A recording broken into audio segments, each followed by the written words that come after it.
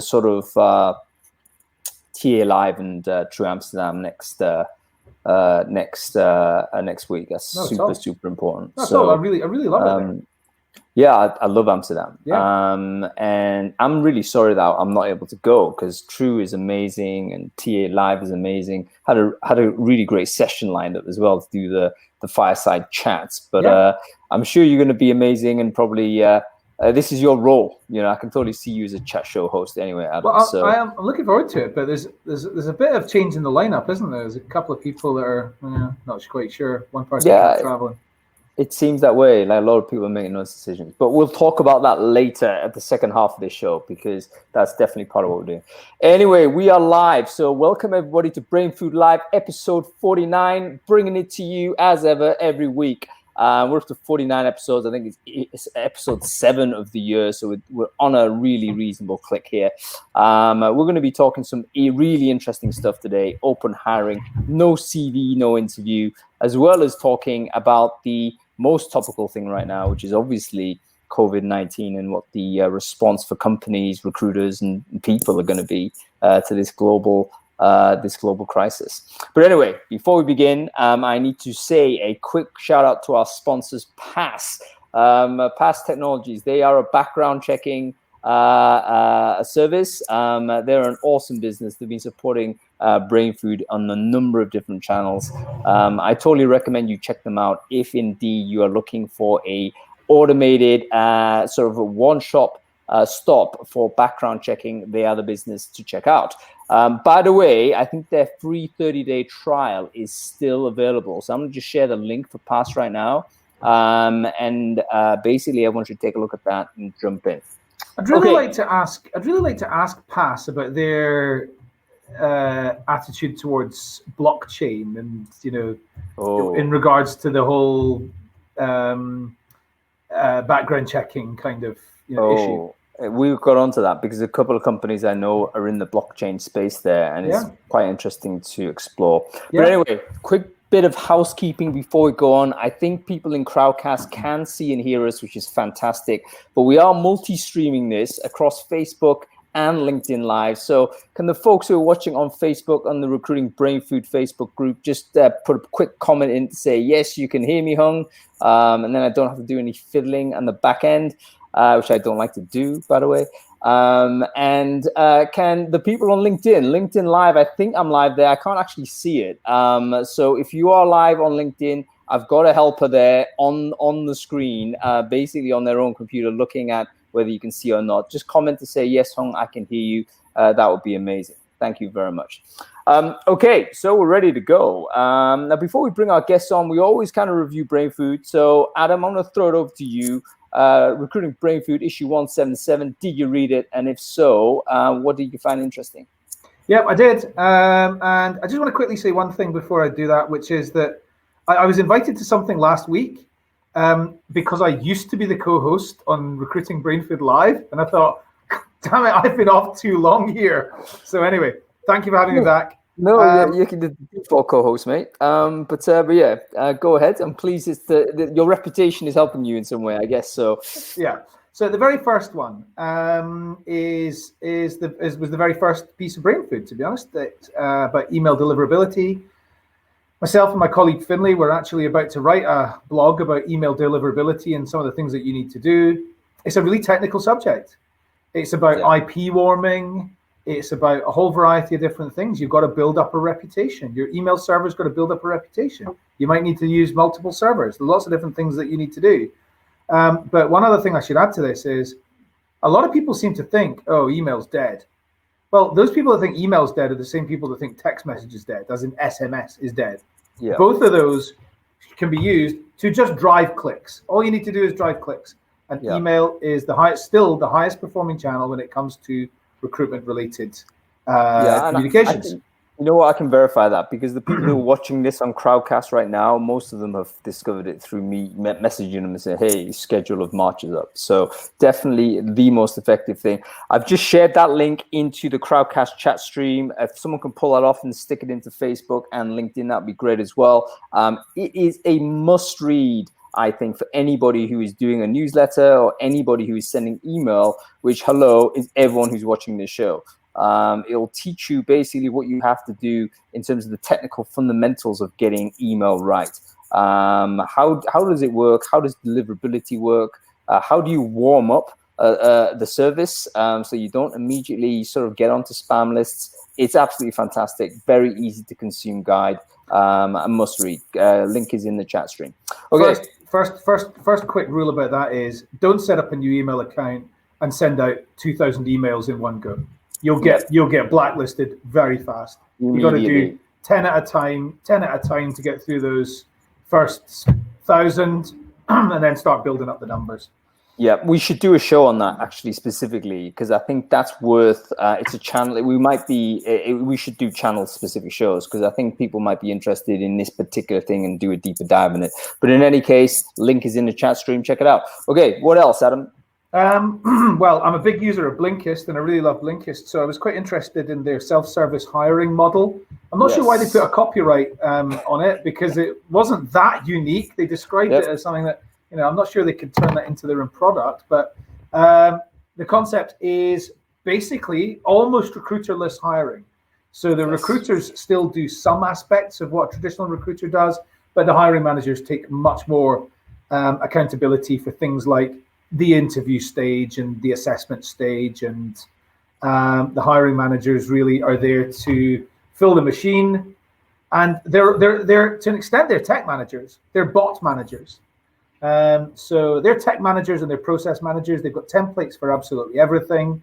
And, a typical tech company with templates and a very, very specific way of doing everything. But yeah, it's good. And I think that other businesses should be doing the same. And I've seen it in other tech companies as well. But I do know one multinational Dutch company that has been thinking about how they can scale this into like a multinational business.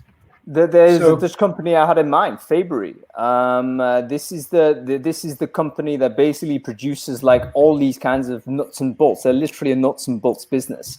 If you go into any hardware store and buy yourself a packet of like wing nuts or whatever, probably Fabry has manufactured those. But actually, I remember speaking to a guy called Ian Space, who used to be their head of TA, and he told me he was the only recruiter in the business. Yeah, that's right. It's like a 20,000 man business. Like, how can he be the only recruiter there? And he basically said, look, there was never recruitment in this business. He didn't even come from recruitment. He came from operations. So he just developed kind of the supply chain mentality to it and thought, right, we just got to get these people organized into the recruitment activity. So the big difference between this and other ways to recruit is that you basically bake recruitment into the line manager's role. And the role of recruiters is basically to coach, facilitate, and upskill those people who do it. You're not an operator, you're a facilitator.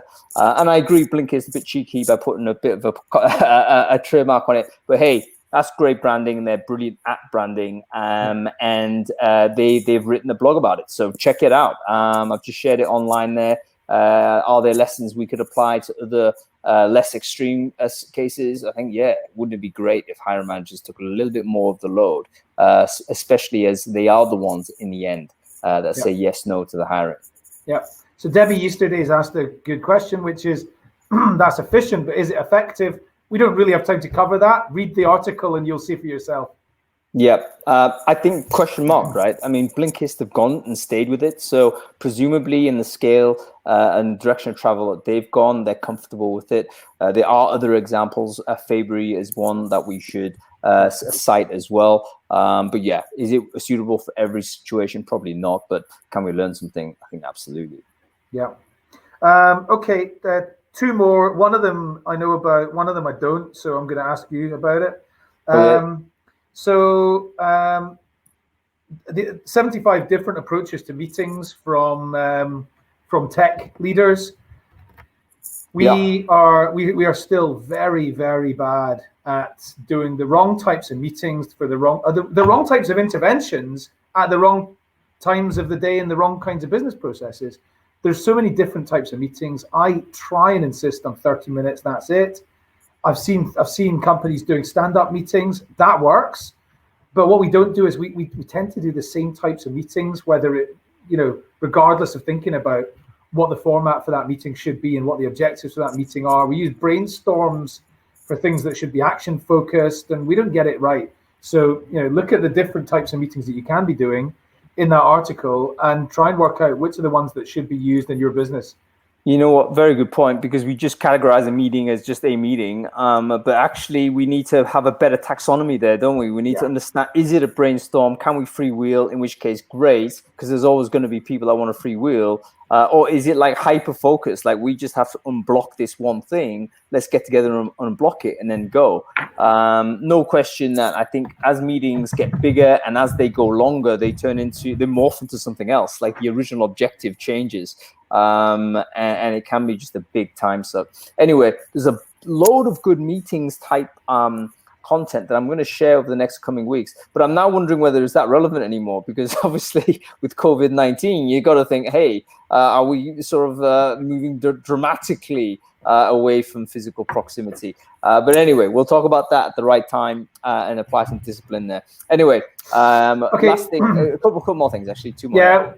Okay. The 100 most overpaid CEOs was one that I wasn't quite sure what they were trying to do by that. They asked if fund managers are asleep at the wheel, which really means are they sanctioning like hundreds of millions of earnings for CEOs? But like, it's a buyer's market, isn't it? If you're some stellar CEO, you can set your own terms, and that's why you're going to get 100 million over the course of the year. It's a strange thing to criticize it. If companies are prepared to pay for it, Did you just give yourself a pay rise, Adam? Yeah. Yes. No, yeah. That's fine. I mean, to be honest with you, I love the piece, and as you sow, are kind of one of these social action type groups that I think is very interesting to see, because they're very polished, great website. And they're trying to kind of nudge things into the direction that they value, which I totally respect. And I think most people would respect the idea that CEOs may be overpaid, particularly in relation as a proportion to the ratio to the workforce. And anyway, the way in which they've decided to do it is publicly shame them by putting a list up. So if you want to check it out, I've just shared the link there in the chat screen. Check it out. I was looking at Twitter yesterday to do with news about Flybe, and I saw one person had posted, Flybe going past all these poor people losing their jobs. We really need to look at top execs pay, and had hashtagged the name of the CEO of Flybe. And I responded to that, and I said, you do realize that if that person's only been in the job for 8 months, if that person took no salary for 8 months, it would have kept the company open for an extra half a day. So, it's all, there's a lot of context around this stuff. And I'll tell you something, I think, let's stick it to the billionaires, let's stick it to the super rich, that kind of vibe. I do understand, but at the same time, I don't think it solves the problem. Certainly, I don't like the idea that people might be, that you might kind of locate it at a moral level to people. Because at the end of the day, we're living in a market economy, and until that situation changes, you can't really object to someone maximizing their revenue, maximizing their value. That's something that person has to do for him or her and his family. So I think if you've got a problem, it's a system-wide problem. It's not an individual issue. So employees are suppliers. Employees are suppliers to that organization. So the market rate is determined by the supply and demand. Arguable, but we'll debate that at some other point. Okay, one more thing before we bring on our guests. Yeah. Okay. So this is the TLDR for me was the Harvard Business Review article. I meant to read it, didn't get the chance to read it. Wanted to know exactly what it said, because it was about this concept of hiring for culture fit, which I've long said is a bad thing to do. But it says it doesn't have to undermine diversity. So I didn't quite get the chance to read what was their counter argument about this. Yeah, I mean, I think I wasn't comfortable with the counter argument. I'll just fill people in with sort of a little bit here again in the chat stream if you want to check out the post. But ultimately, it's kind of saying, oh, you know what, we should really refocus on company values rather than company culture, and they're trying to make a difference semantically between those two terms.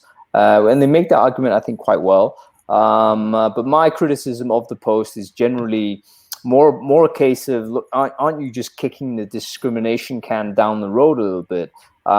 Because you can rename something, but you're still going to be screening out people, and you're still going to end up with a situation that may be non-diverse as a result of that policy, which in fact segues us very nicely to the topic of our conversation, because there was an astonishing post in last week's newsletter, which is why we wanted to kind of talk about it today, about this concept of open hiring. And this is, I couldn't believe it. And the reason why I love this is because I always dreamed of creating a company that would actually do this, like randomly go into the street and just pick people up and say, yeah, you're working for me. Here's a job offer. No CV, no application, no interview, literally no assessment. Like, randomize your recruiting, and do you get a better output? Like, I thought no one had tested this, so I thought it was totally untestable. But it turned out that the companies have done. A company called Grayston Bakery apparently been doing it for years. This is the business that make cookie dough for Ben and Jerry. So they're a big business. You know, they're a small outfit. Apparently they have this policy. Anyway, couple of people want to bring on to the show straight away to help us talk about this because they know more about it than us. This is Robin Schooling, who actually wrote the article and brought it to my attention. So I'm going to bring Robin on if I can find her. There she is. And I'm also going to bring on Gerry Crispin at the same time, because Gerry at the very same time, he emailed me about this as well to say, hey, have you heard of Grayston Bakery? So it looks like it's quite a famous example in the US, but unknown to me. And we can use Brainfood Live as an opportunity to bring the idea and the case study to a wider audience. So Robin and Gerry, I've just invited you. I think you should get a notification. You can drop on in when you can. Oh, there's Robin. Here I am. Hey, Robin, how are you? Good morning, guys. Hi. Good morning to you. I hope it's not too early for you. I know it's like probably way too early, isn't it? 8 o'clock, so that's fine. 8 o'clock's too early for me. So thank you for coming, getting up and seeing us, Robin. And there's Gerry Crispin, the world famous Gerry Crispin. How are you doing, sir? I'm doing just fine. Can you hear me okay? Yeah, we can hear you absolutely fine. I'm just here because I'm a fan of Robin, and I think her article was incredible. I do happen to know that particular group, and I think that it really is an unusual situation, and we should see more of it. Yeah, so Robin, let me just take it over to you straight away. For the people who don't know you, can you just quickly introduce yourself and what is it you do? Sure. I'm a longtime actual HR practitioner, although I spent about 30% of my time doing in-house recruiting over my career, and mostly in-house. But about a year and a half ago, stepped away and joined a company called Paradis Group, and so we do HR tech consulting, some recruiting, contract recruiting is another practice, and then HR and people strategy. Yeah, amazing. And Gerry, for the people who don't know you, can you quickly sort of introduce yourself and what it is you do? I'm a student that believes that you should spend all your time learning what you can and continuing to learn. And I nurture or support a community of talent acquisition leaders in very large companies to share best practices. That's right. Yes, you've got a great community, great newsletter, a great kind of a chat group as well, which we'll talk about a bit later. And Shannon's invited me to that. So fantastic stuff. Okay, so Robin, I'm going to go to you because you wrote the article, which basically showed me what this is all about. Can you tell me a little bit about what open hiring is and how did you find this particular story? Yeah, so I'd heard of the concept before and was semi-aware of Grayston Bakery, but it popped up on my feed the other week because there was a secondary article talking about how the Body Shop had started to institute this open hiring concept. And so going back and kind of reading about it, discovered that over the last several years, Grayston Bakery has, in addition to obviously pioneering the concept, has created a academy to educate and teach other recruiting leaders or HR leaders about the concept and help them implement it. And so I found it really fascinating, kind of finding out that history about it. And simultaneously, there was a discussion going on in an HR, primarily HR folks in this Facebook group, a discussion going on about it because somebody posted an article about the body shop, and there was all sorts of piling on from people talking about why this won't work, oh, this is just the worst idea ever. And it's really that aspect of it that really drew me into it, because the reasons given for it not working were knee-jerk reactions, kind of gut reactions, and it always mystifies me and kind of drives me crazy that the tendency is to not want to explore or look at fixing something, doing something better, tweaking it. Everybody just went immediately to this place of this is not going to work, and the reasons given varied. And sure, some are legitimate. The industry, this would never work. The industry I'm in, we have to do drug tests or background checks, or we're licensed, whatever the case may be. But that's okay, because I think the part of the discussion is taking this nugget of what open hiring is right now and what it can be, and tweaking it for your industry or your jobs.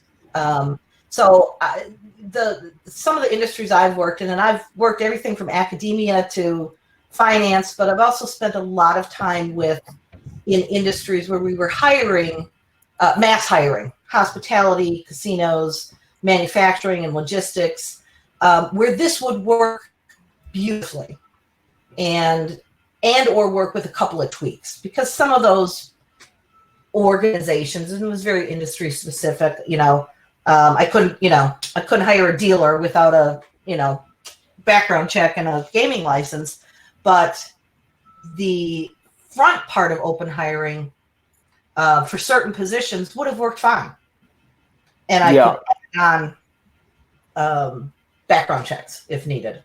Yeah, I mean, this is part of what I'm thinking. I mean, one of the really remarkable things about this concept, and by the way, they do seem to have like an entire, school around this. So I just checked out their website as a center for learning. That they're really opening out what they discovered, and they make a very salient point, which is to say, we've got sort of a really strange market where everyone is saying we can't hire the talent. You've got 6 million people in the US that are unemployed or underemployed. Those two things don't marry. Why is it that we're having this type of issue? We have to flip it on its head. And they're saying a big part of the reason for the talent shortage is that we've constructed basically this obstacle course for people to get this opportunity, when in fact you should give them the chance first and see how they do, particularly if the job doesn't require huge amount of experience. We're not talking about getting a person into a jumbo jet and flying an airplane. We're talking about a job in a bakery business. So presumably there's going to be a lot of stuff that this person is going to be doing that's kind of trainable. It's not biochemistry. It's like this person can come on probably 4-week type training course. You could get semi-competent. You can go ahead and get on with the job. Go ahead there, Gerry. And the reality of this particular group, first of all, you got to compliment them on the fact that they're moving talent acquisition from a cost center into something that makes money.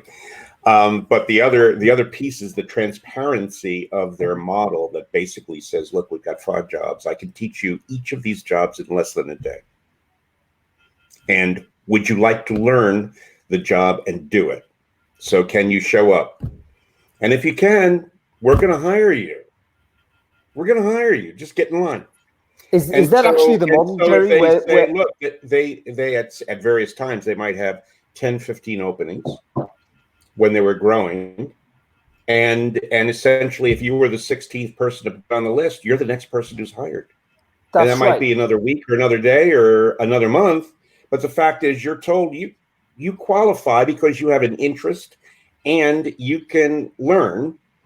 And if you can't, obviously we're gonna try to help you out here. But clearly, we've given you enough information that you should be able to make your own selection relative to that. Yeah, and that's their twist. But the fact is, they're willing to hire people based on attitude and interest and transparency of what it's going to take to do the job, rather than some further selection or screening. Well, what they're saying is, they're basically saying, look, it costs like $4,000 of screening effort to recruit a person. That's what they're saying.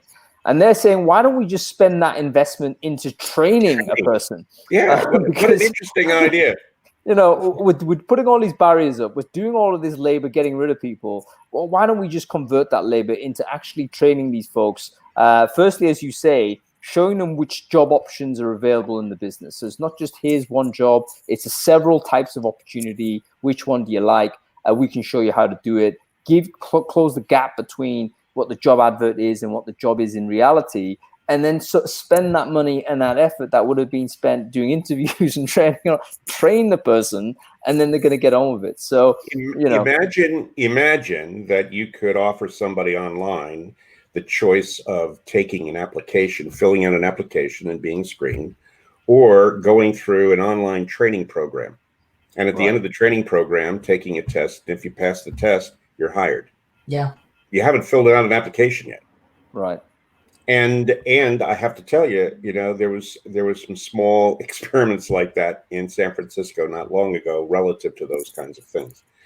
So I think Robin is onto something here in terms of not only naming it open hiring, which is what they've been talking about, and uncovering this particular group. But I do think that there's a whole series of models out there that we really not looked close enough at in terms of their history, where they have worked in the past, and how people have used them. And there's plenty of examples going back a long time. They just weren't called open hiring. Yeah, I've got a couple of quick questions. So I see that we were talking earlier on about Blinkist and their self-service hiring model, and how they put a copyright on that. I noticed that that's bullshit. Well, I noticed that Grayston have got a registration mark on this term open hiring, and they've referred to Body Shop as adopting open hiring and used the registration mark on that. So am I right in thinking that Body Shop has been through the Grayston open hiring kind of academy or whatever it's called? Yes. So it's exactly the same principle that they're applying.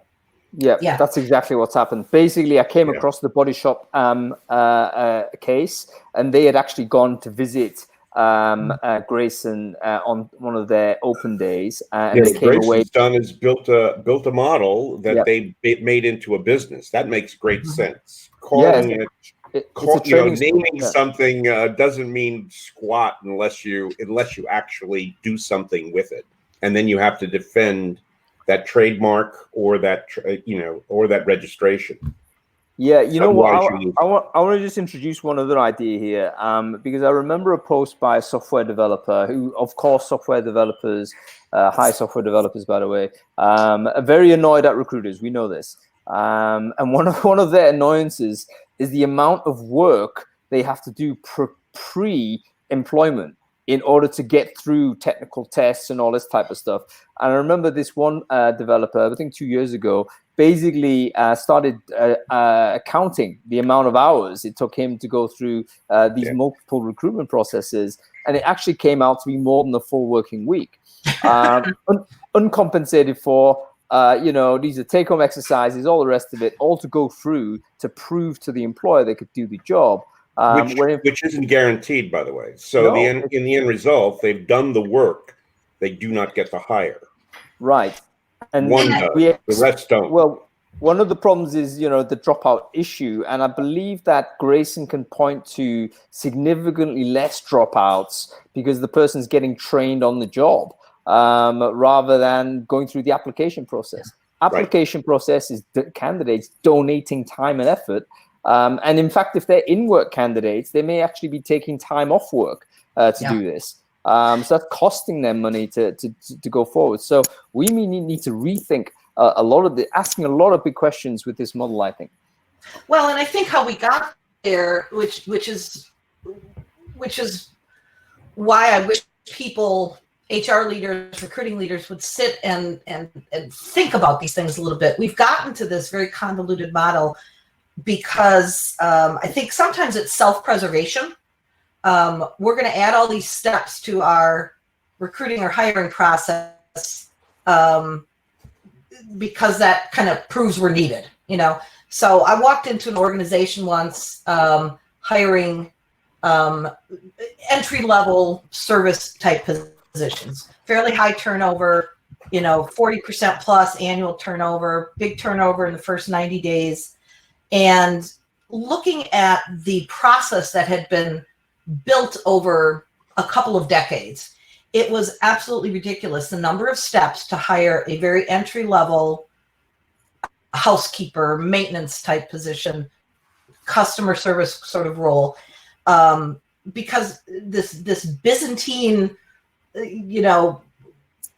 process had been built where candidates were, applying online, the back and forth of getting some kind of screen. And yes, there were knockout questions around some non-negotiables, but then there's a screen by HR, then the hiring manager interviews.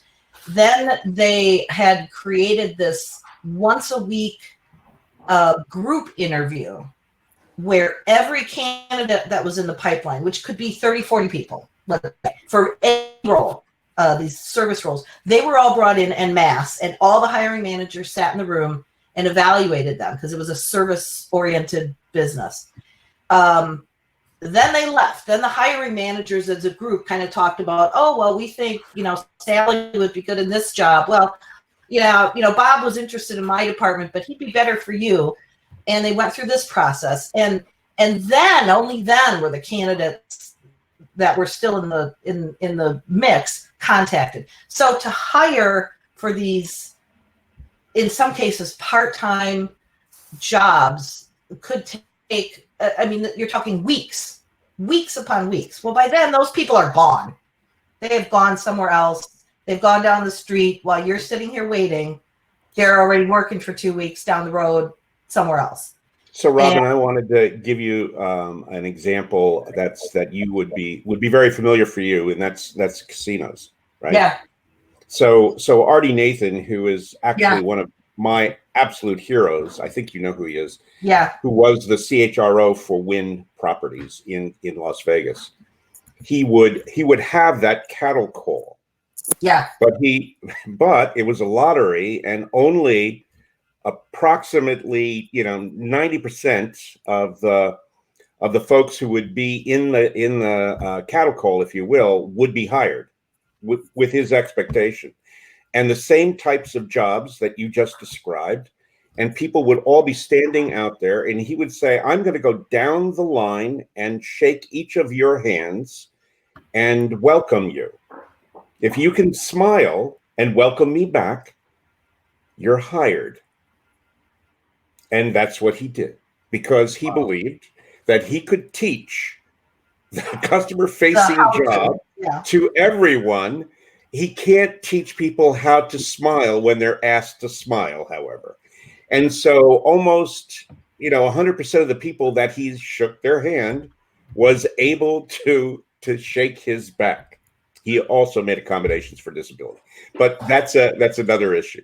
My point is, he had a whole series of these kinds of things. He would have, for example, lunches for all of the religious leaders throughout the entire area in Las Vegas, and say to them, you have a mission to help some of your people get hired. And I will tell you that if you send me someone from your parish, or whatever the religious group was, and he included everyone, he said, I will hire them. My job is to figure out what they can do. Mm-hmm. Your job is to make sure they get there. All right. So let Let me interrupt. Of their hires, 10% of those hires. I want to interrupt right now, though, Gerry, because I want to just pull out basically a concept here as to is there a pattern behind businesses where this can be effective? And it seems one of those patterns is there needs to be like different types of opportunity available in the business. Yes, so I would agree. You can't just be recruiting for like a very focused, like, or a sales sort of focused team. Maybe you need to have a kind of a multifunctional organization where there's lots of different types of jobs. You can anticipate that different types of people might be. Or they're very specific jobs that you can predict either their openings because of turnover and or predicted based on growth. Yep. And in a place like a Las Vegas, for example, a casino will have 10,000 people working in the casino. Yep. And the variety of jobs obviously can become very engaged and certainly won't fit the model. But the majority of those jobs are you could swap out from a variety of people who could be trained easily to develop into or be part of a job. There's no question about it. I will say this from a measurement point of view. He found over time that the work that he did with these religious groups, with prisons, and with the kinds of approaches that he had to the open hiring, he found that all of those sources had equal capabilities in terms of turnover, performance, etc. There were no real differences in relation to that. I once asked him, how do you get paid? I want to know why you have the incentives to do this. And let me tell you, one of his incentives, his bonus incentives, were based on the fact that he would have the lowest turnover in all of Las Vegas, and that the amount of the bonus would be the difference in percentage between turnover in his or in Wynn's casinos versus turnover in the second best casino. Right. Turnover. The average turnover in Vegas is about 70%. The second best was 25%. His was 17%. And so he made a load of money. He currently already currently is teaching MBAs at Las Vegas, Nevada, and he's one of my heroes. He's very cool. Do you mind? He talked a little bit about that at Unleashed a couple of years ago in Vegas. Yeah, he's spoken over a number of years. He stopped doing that the last couple of years. Do you mind sharing a link to his bio in the chat stream there, Gerry? It'd be quite cool, I think, for people listening to yeah, this. Sure. Let me see. Let me make sure I can find it. But I will do that. Go ahead, Adam. You're about to say something? I want to talk about another aspect to this. So, I think swimming against the tide often really works better than people expect it does. And I think we're living in an age when trust in corporates and trust in politicians is at, if not an all-time low, it's certainly low. And so, replacing kind of an assessment process with trust is something that I think a lot of people would find really surprising. Adam, I would say it a little differently. I hear you and I agree with you 100%. But I think what it is a perception of fairness on the part of the candidate, that they can understand a transparent process that you could explain to them in literally 30 seconds. And that while they may or may not win on the basis of whatever that is, like your interest, you can smile, whatever, they can see the fairness in that. And they know what it takes in order to get the job, as opposed to get to a pool of which somehow some magic happens and people get chosen. That's kind of my take on it. Yeah. Okay, I want to say a few more things about this because it is fascinating, particularly the shift of focus and investment from assessment to training. Can we do it? What kind of jobs? It looks like it needs to be a business that has different types of opportunity into the organization, maybe something that's trainable in a short period of time. So we can imagine, for instance, we're not looking at a neuroscientist here. We're looking at a type of job, maybe a seasonal type of work that would be imminently suitable for this type of stuff. Very interesting also. Carmen Hudson over in Facebook has just mentioned the diversity angle on this, which is super important, of course, because oftentimes we've set up a system of recruitment and assessment that's kind of geared towards a certain type of person. I mean, if you think, for instance, of even a CV, the humble resume, that's an academic document. That's a document you're asking someone to basically produce, typing into a keyboard, getting a document out and sending it. You know what? Certain types of people are going to be more familiar with that process than other types of people.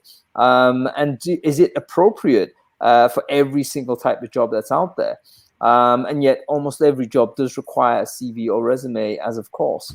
It's very, very interesting angle in terms of diversity, because presumably this should help diversity, because literally you're not screening. It's like, are you up for it yet? Boom, top of the list, you get it. Agreed. Yeah. Because there are people, there are job seekers who are not digitally connected and they struggle. Right. And I guess the last time I looked at it was maybe about 1.5 years, 2 years ago. It's some research, and in the US and, there's tens of millions of people who are not digitally connected, and it's not by age, and it's not, what we would assume, oh, you're over a certain age and you're not connected. It spans the spectrum. Really? And I ran into that quite a lot, where I had folks in their 20s who did not have email addresses, who did not have access to technology at home. It was a struggle for them to go through an application process to even get into consideration. And it broke my heart, that we were collectively kind of leaving this entire group of people out of even having access to the opportunity to apply for jobs. And so something like this, while it sounds old school, right? I picture people walking in, filling their name on a piece of paper on a clipboard, and there they go. But you're opening access to people who are still struggling to have access to have the opportunity. And that's another aspect of this that I like. I'm going to share one more thing on the chat stream, and this is something that our friends at Smart Recruiters have really been very, very good at pushing, which is this idea of reverse recruiting, a social responsibility for recruiters to really help people who are marginalized in terms of access to job opportunities. And I've taken part in a few of these things. I think you have as well, Robin, and yourself, Gerry. Actually, maybe all of us have here in this vid. Yeah. And what I thought was remarkable is that not only did you get people that you could understand how difficult it would be for them. They had a long history in incarceration, for instance. Straight away, they're going to be out of any traditional recruiting funnel. But something like open hiring can give these people a shot back into the workplace. But you also found people that were just,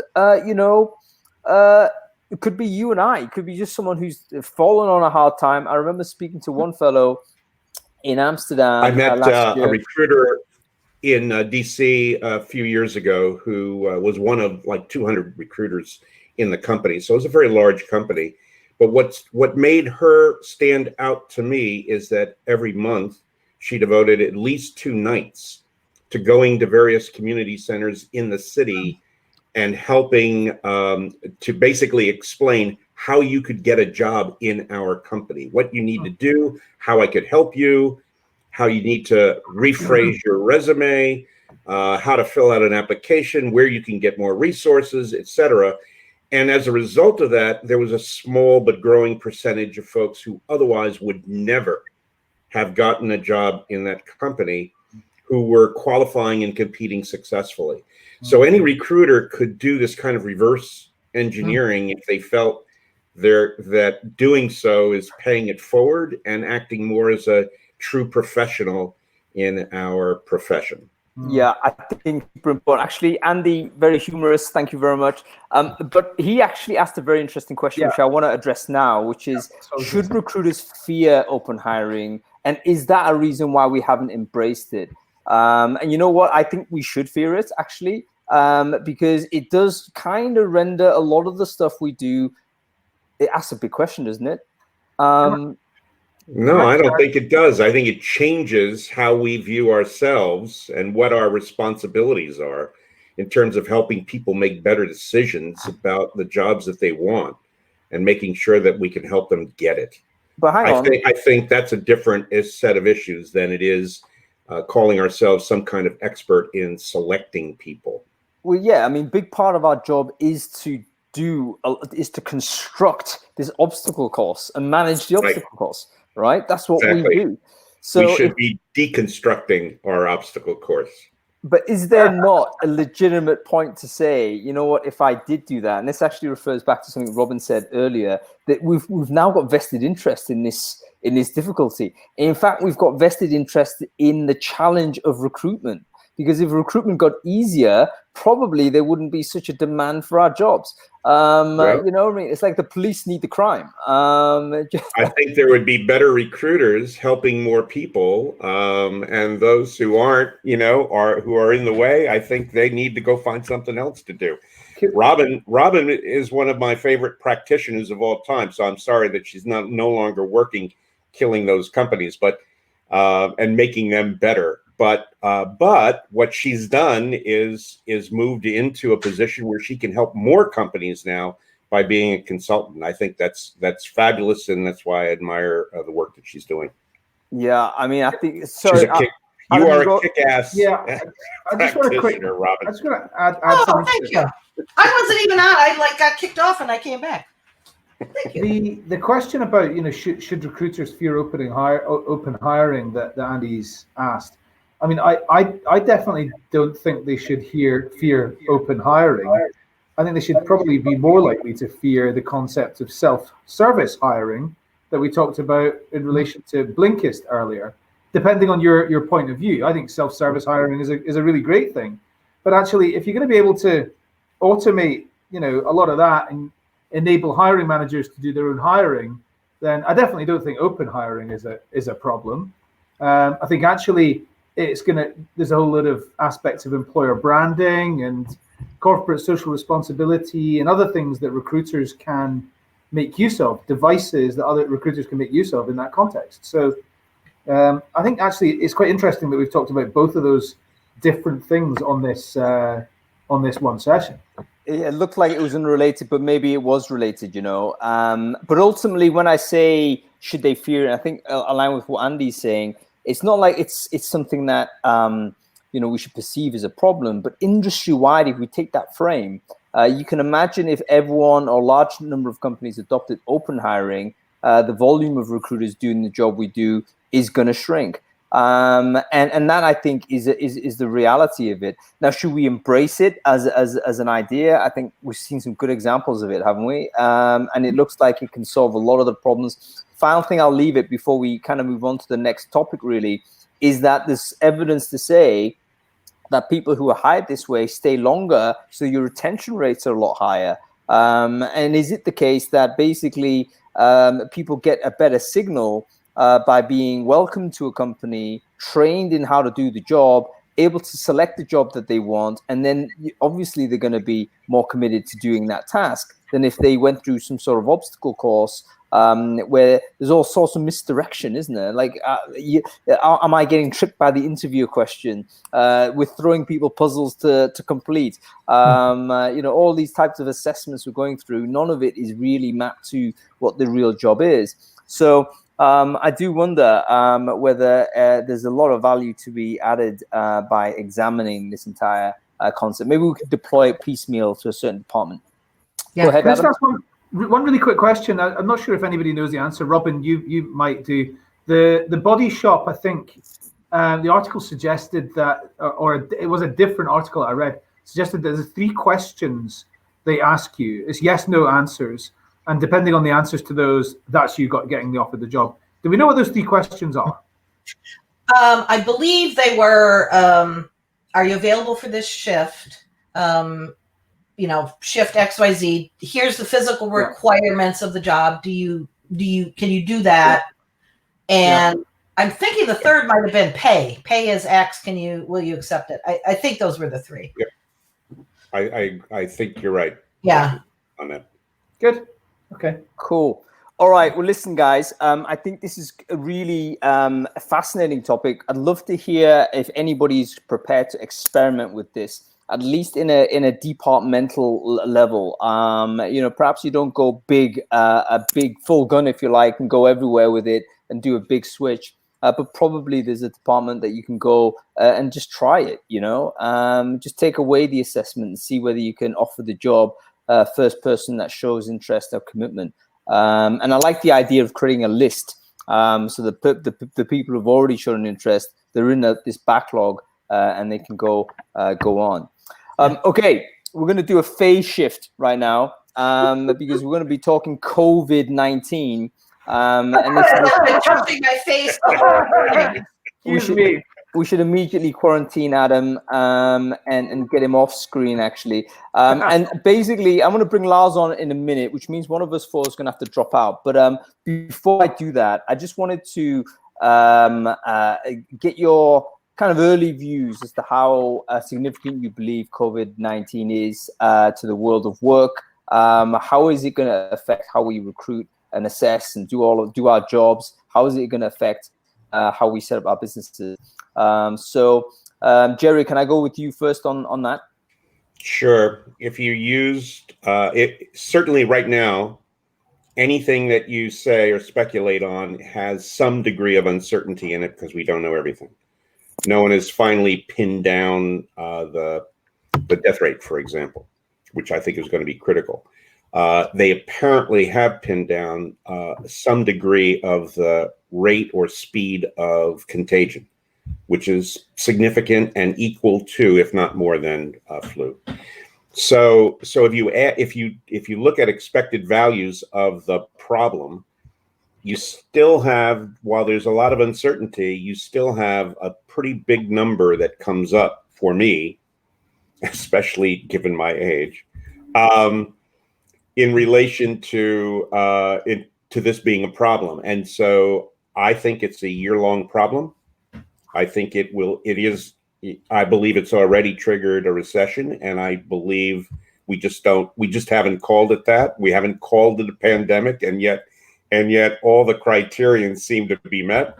So fundamentally, I think we're going to see a year-long a need to address this in a kind of rational way, engage on it, deal with the hand we've got and move on beyond it. I think within a year and a half, we will be beyond it and it'll be just something in the background.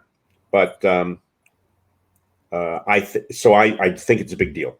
Yeah, I think it's clear that it's going to be, I mean, you see certain things getting canceled everywhere. You see event scenes starting to change. I mean, all of these things, companies sending people home and big companies sending everyone home.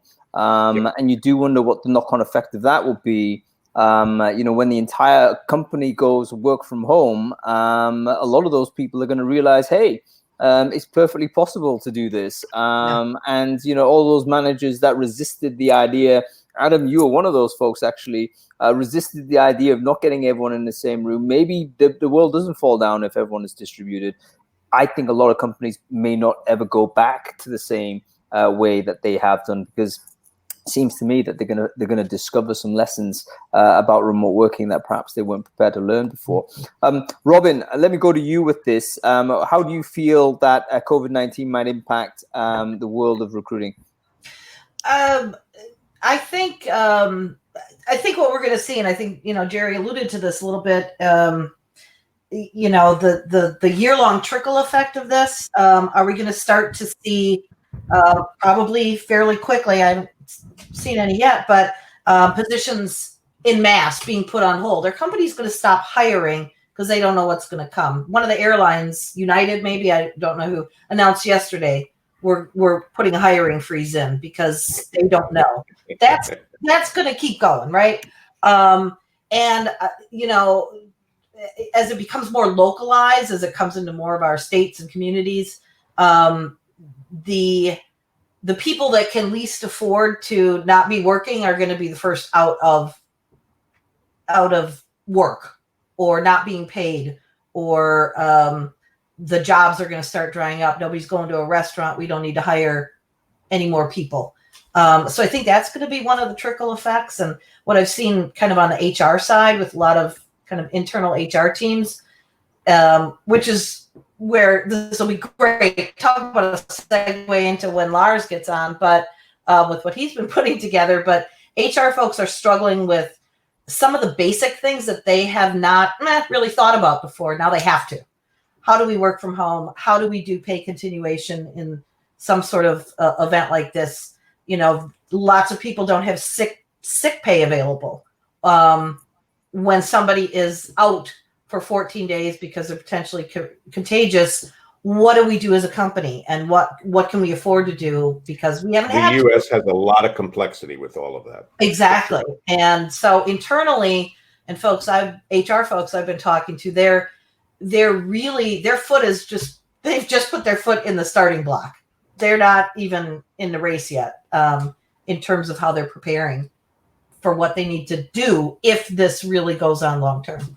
We have a conference call coming up this afternoon with all of our members, and a number of them are prepared to talk about a lot of the key issues that they're planning. Well, I want to get Lars on because he's basically been collecting a lot of this data, and I'd be keen to figure out what exactly he's come up with. Let me drop off in that case, because I don't really have a lot to add to this except for I want to know whether it's organic or man-made. Scotland doesn't have any viruses going to it. It's too cold to get here, to be honest.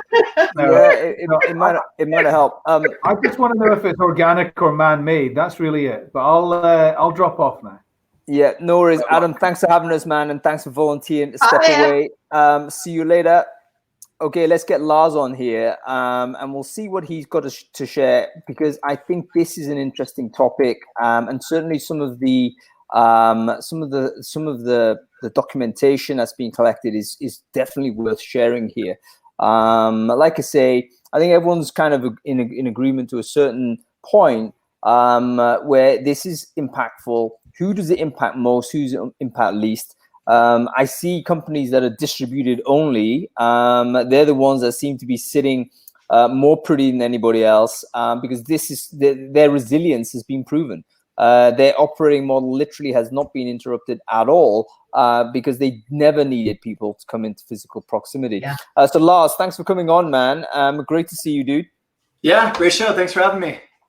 No worries. Listen, just dropping you in kind of midstream, we're moving very quickly to talk about COVID-19. I know you've been doing a lot of stuff about this. Can you just tell people what it is that you've been getting up to? Yeah, I mean, so I probably last week, I'm in a couple different CHRO and CPO networks, and I started seeing all the emails going back and forth with people having questions and wondering how to respond. And so I kind of took a lot of that and then did some external research and packaged that into a Fast Company article on how HR companies or how HR leaders are essentially preparing their organizations for what may or may not be to come. And then as more and more news was breaking by the minute, seemingly, I realized the blog post wasn't really the best way to capture an event like this. And so created a shared Google Doc with the idea of creating kind of an open source resource that could be crowdsourced and everybody could add to it. That would essentially track, the main thing I started tracking was when companies were writing their pandemic plans, like Coinbase in the US was one of the first to fully open source their specific coronavirus plans. Lots of companies have been modeling on that. So I said that's the most helpful piece for practitioners who are building their plans, because most of them have never faced anything like this before. And so it started with that, encouraging people to open up their pandemic or coronavirus plans, add them to the document. And then from there, it really scaled to be companies that were requiring or encouraging remote work, companies that were cutting travel. And then it scaled to conferences that were, shutting down, going virtual, staying open, to school closures, to resources. This morning, I added a whole new section on retail and service workers and hourly employees, because I think that's the next big population of people who can't, work remotely, who are going to be impacted. The companies are now starting to think about if this does, become a full-blown pandemic, how did those employees respond? And especially in the U.S., where our healthcare system is archaic for a lot of reasons Gerry and Robin have already walked through. People don't have the luxury of having a lot of sick days, and so if companies aren't thinking about that, their sick employees will be coming to work, and the virus will be spreading that way. So really, the aim was just creating a dynamic document that everybody could contribute to, everybody could benefit from, and we can kind of collaboratively crowdsource throughout the community, and then tapping into my network to try to kind of nudge people to open up some of their documents and load them up. Do you mind sharing that good document? thing to do. Gerry, let me just say this. Do you mind sharing that document into the chat stream, Lars? Yeah, that would be something that everyone needs to kind of get access to. Yeah, and I put another link to a forum where we're basically open to the public to talk about it. Yeah, you know what's really interesting? Globally, we're seeing countries deal with this differently. And the impact is massive. Like, for instance, Japan, I think, was the first country to actually shut schooling down. That was just a unilateral decision by the president, which everyone, WHO was approving of. But then lately they thought, oh, crap, what do we do with all these kids going home? All of these people then all the parents need to take care of their kids. Japan does not have a remote working culture. And then suddenly, over the next couple of days, they've started coming out with what seems to be a version of universal income to say, okay, we're going to comp you for staying home. And suddenly all of these things that, look like fantasy maybe less than a month ago, the idea that Japan would start rolling out something like a universal income, you would never think that was going to be the case. But they're doing it because they realize, you know what, we actually have to have kids taken care of. That has to be from parents. Those parents are leaving work. Who's responsible for making sure they're okay? Is it the company? Is it the government? Government stepping up. Yeah. Well, look, I think the reality of as this unfolds, there are so many down event impacts that will be happening, right? And like trickle down situations. So it's economic, it's societal, it's around. I mean, just this item where it's like, school shut down, kids go home, parents have to watch them. Daycare is closed. They don't have any other options. Your primary obligation as a parent is going to be your kids. You have to stay home. Maybe you're remote working, maybe you're not. If you are remote working, what's the deal? Are they expecting you to be, at your computer all day as your kids are running around? It's like, I think we're going to start to see that coming through at a macro level, in the coming months. And so I think it's yeah. Go ahead, Gerry. So just to extend on that though, but the kids are not just home; they're also going to be online learning. Yeah, and they're going to need the tools to ensure online learning, not just for those who are privileged, but those who aren't and don't have a computer at home. So you're going to see, I think, a whole set of unintended consequences trigger a whole new set of problems and solutions very, very quickly. And schools in the United States are already beginning to have discussions around whether or not they should be closing.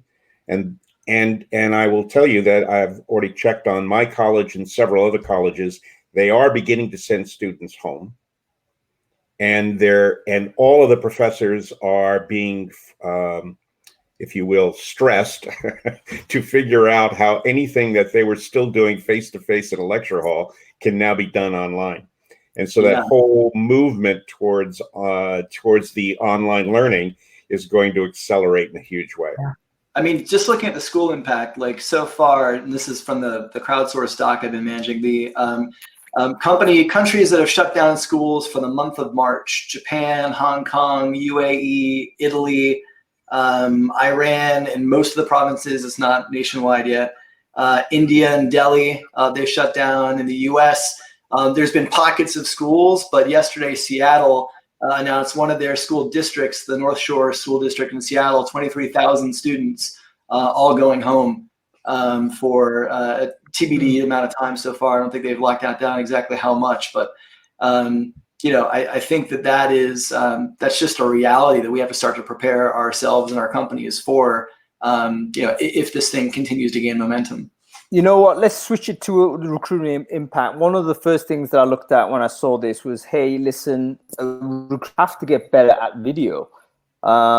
because there's the default situation that we have is still phone, email, and then in person. Those are the three ways in which we connect with candidates, clients, and what have you. And I still find it kind of sort of unusual when I speak to someone. You schedule something into a calendar. I, as a person that's totally into video, has to say, hey, listen, do you mind me doing a VC? The default is still a phone call. And I'm thinking recruiters really need to shift from that because clearly a video interview is going to replace a lot of the in-person stuff. LinkedIn themselves, for their own internal intake, have gone entirely virtual for their recruitment, at least for this period. And then you think, what's going to happen once they figure out they can do this virtually? They're not going to go back to in-person. So I think that this is a seismic shift for our industry. We have to get better at video, meaning how do you conduct a conversation on video? Is it different from telephone? Yeah, it is. I will push back just a little bit. We need to get really good at all forms of technology communication and understand what is good for what. So we need to not get rid of texting and or email and or whatever. But as you point out, we need to get a lot better at video so that we can incorporate it more effectively in the process. We need to audit everything we do in terms of how do you move that to digital. Well, here's one more thing, and I want to drop Robin back into this chat. But one more thing I want to say is, I think we're all old enough. I hope you don't mind me saying, guys. But we remember when there was the last phase shift of communication. When email first came in, and it took over the telephone. I thought you were going to say when phones started. No, I mean, I think Gerry, maybe you can commentate on that. But access your resume. But you know what? Teletype. The great recruiters I saw at the time, great telephone recruiters, they struggled like hell to get into email. They struggled like hell to get keyboard skills, and not all of them made that transition successfully. I have a feeling this will be the same. You're going to get great emailers, great recruiters that can do email, but you know what? Are they any good at the video? You're going to get great in-person recruiters that, are they any good doing the same thing virtually? A lot of them would be. But I think not all of them are. So we need to think about that and start reskilling in this area. Robin, go to you. What are your thoughts on all of this? Yeah, but I think that there's another opportunity coming out the back end of it for recruiters. In that, think of all the times or the folks we interact with, great recruiters who are looking for a job, who want to work remote or live in the middle of the country and have great skills that they could bring to bear for a TA shop in San Francisco. And we have a lot of organizations and a lot of TA leaders who still insist on having their recruiters come into the office and sit in the office instead of working in another state. I see that a lot, and part of that's because it's our business to try to help people find these gigs. But I think we're going to open up opportunities with the shift where those recruiters who are great at working virtually and doing video interviews and using a vast array of technology may see more opportunities open up for them. Because on that point, Robin, this is just the thing that Adam shared. He said, I'm going to fire our lawyers because they can't do a meeting on Zoom. And I'm saying, yeah, you should. And I just, from a recruiter's point of view, this is also the case. You're an agency business. You can't do a video meeting because you're in person. This is how you do your business. Yeah. Actually, your customer now doesn't want you on site. They want to do a video like this, and you can't do it. Guess what? You're going to lose business. Yeah. So I think this is something we have to rapidly upskill on. We have to be leading this and not be caught unaware. Okay. Second thing that might cause a problem: events. Like we're seeing events canceled left, right, and center, aren't we? How is that going to affect the recruiting event scene? Any thoughts on that? Lars, I go to you first. Well, yeah, I mean, the obvious, I think that where you're seeing the events being impacted mostly right now, especially in the US, is a lot of companies are putting in place travel restrictions. And so I think with that, even individuals who want to attend, they're no longer able to attend. Maybe they're not worried. Maybe they're not concerned. Maybe they're heeding the advice the CDC and the WHO right now, which is basically, kind of go about your regular business. And they want to follow those steps, but they're restricted by their companies. Or so that's going to impact attendees. That's going to impact sponsors that are supporting the events. And so it's interesting. I think we've seen this a lot more on the tech side right now. Like if you look at that Google Doc, there's a laundry list, and it's not even comprehensive, of all of the events that have been shut down. Most of these events were scheduled for March, April, and some into May. But on tech, it's like tech is getting decimated. On the HR side, we really haven't seen that much impact yet. There's been a couple events that have been canceled or postponed, but for the most part, we're seeing it more on tech. So it'll be interesting. I think people are watching South by Southwest really closely next week in Austin. They were under a lot of pressure to shut down. There looks like as of right now, they're staying the course, and a lot of major sponsors like Netflix, Twitter, Facebook have pulled out.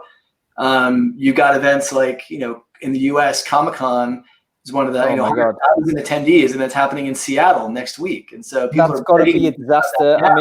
I'm a big fan of Comic-Con, but we're going to look back on that. They're going to do it, but we're going to look back on that and think that's absolutely totally irresponsible, because you've got 100,000 people dropping into what looks like a hotspot for this problem. Yeah. They're all going to be connected. At least a couple of them are going to contract, and then they're going to get on flights and back on planes and everywhere else. And the U.S. is kind of schizophrenic. So right now, a lot of us have a concern relative to, are we planning? But there's an awful lot of people who say there's no sense in planning. There's no worry. It's not gonna last very long. So the issue really is whether or not you believe that this is something that's going to come downstream based on the data that we have right now. And I think it's prudent to do the planning. But when Comic-Con creates a problem, or you can trace it back to Comic-Con, you'll see the other side of the United States, which is our litigious side.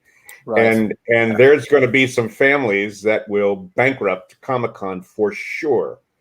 For sure. But you know what? That money will already have gone, and there will be simply nothing, in Comic-Con in relation to that. Whereas the companies right now that are doing all those canceling, Qualtrics just canceled a meeting with 16,000 people going to it. That's a big hit. But guess what? The bigger hit is if they held it, and anyone could track back a serious problem to it. Disaster and that would be a disaster. Yeah, and so, I think what's happening with the cancellations is that vendor-owned, vendor-managed businesses, they're all pulling it. But the ones that are obviously events businesses, it could be critical for them, and I totally understand how difficult it is to make that decision. Because it could be their business, it could be that entire business might go if they cancel. But then if you go ahead, you run all kinds of other types of risks as well. So I think a really tough time for events businesses to 2020. Yeah. Okay. Yeah. Two of the biggest I've seen real quick are just the the Arnold Classic, the World Bodybuilding Championship, was scheduled next week in Ohio. 250,000 attendees canceled. And HIMSS, which is the world's largest healthcare conference in the world, that was going to be in, I think, Miami next week. Trump was supposed to speak there. They were under a lot of pressure to cancel. They were resisting. Yesterday, they canceled. So I think some of these organizers are waiting until the last minute just to try to see, does the public sentiment change at all? And if not, they're making that call because they don't want that liability. Okay. We've those two kind of implications, impact points for the recruiting industry. Any others that you can think of? And that's open to anybody to pop in with a response there. The only thing that's been coming up to me is the fact that for many employers who are hiring locally, et cetera, you also have to think about the digital side of that.